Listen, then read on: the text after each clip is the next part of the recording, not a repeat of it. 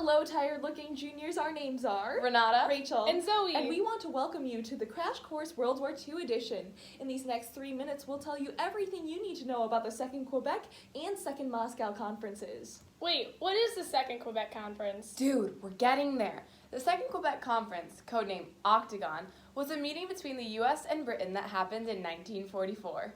So, in 1944, FDR and Churchill decided, hey, the war is winding down and Germany's probably a goner, so we should have a relations strategy on what comes next and who gets credit for war success. But if the US and the UK were allies, why would they need to discuss who got the credit? Can't they just share like friends? Here's the thing, Zoe. Both the U.S. and the UK wanted a little bit of popularity in the military world, and they were fighting over whether the UK should deploy their Royal Navy to help finish off the Japanese, or if the Americans should have the right to all victory.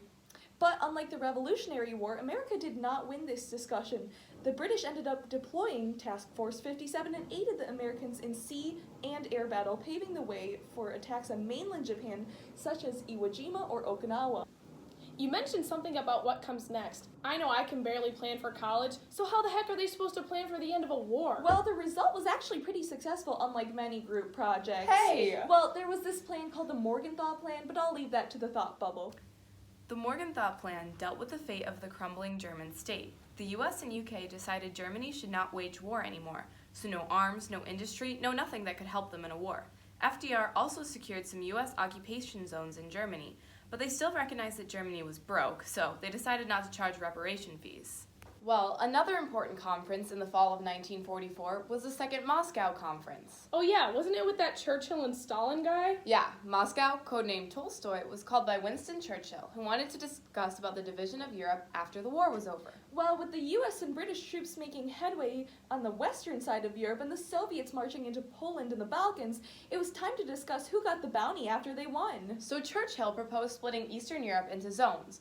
One country would have predominance in one sphere, while the other country had predominance in another sphere. The percentages were split up like this.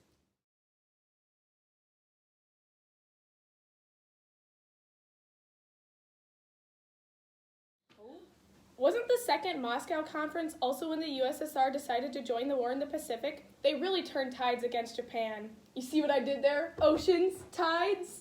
Anyways, so the big deal with the Second Moscow was that the US representatives were present but not really contributing to the actual discussion. Yeah, they were just there to listen. And an even bigger issue was that even though both Churchill and Stalin accepted the percentages agreement, the US did not.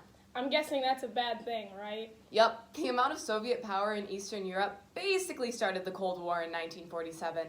But that's a topic for another time.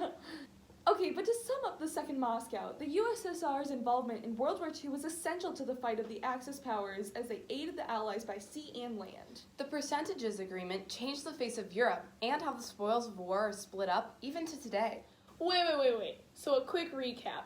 Between the Second Quebec and Moscow conferences, new players like the USSR and the Royal Navy joined in battles to solidify the Allies' defeat of the Axis powers and then split up the Axis territory between the Allies.